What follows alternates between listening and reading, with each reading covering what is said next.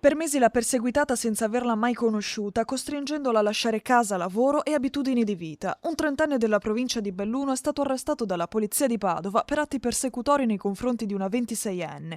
L'arresto è scattato dopo l'ennesimo tentativo dell'uomo di incontrare la giovane, già vittima di una lunga serie di comportamenti persecutori. Secondo quanto ricostruito dalla questura, il trentenne avrebbe messo in atto per mesi una serie di molestie attraverso pedinamenti, apparizioni improvvise sotto casa e sul luogo di lavoro, lettere, messaggi e contatti sui social network. La situazione aveva portato la donna ad abbandonare la propria abitazione di Cortina d'Ampezzo, a trasferirsi dai genitori a Padova e a lasciare il lavoro per paura di essere nuovamente raggiunta dall'uomo.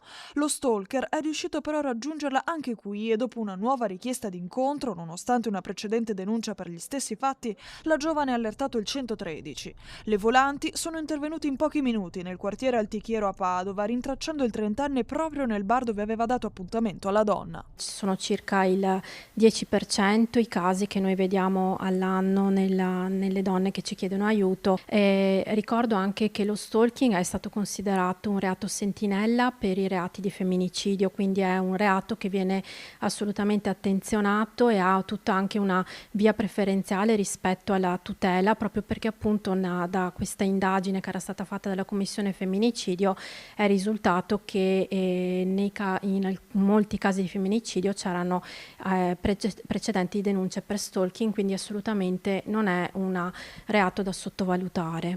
Attivata la procedura del Codice Rosso, è stato arrestato e trasferito nel carcere Due Palazzi a disposizione della Procura.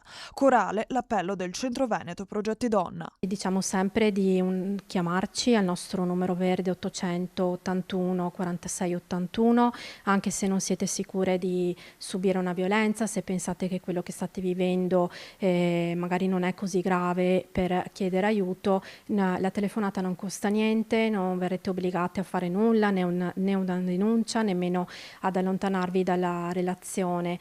Chiamate anche solo per avere informazioni e per capire se ci sono delle soluzioni a quello che state vivendo.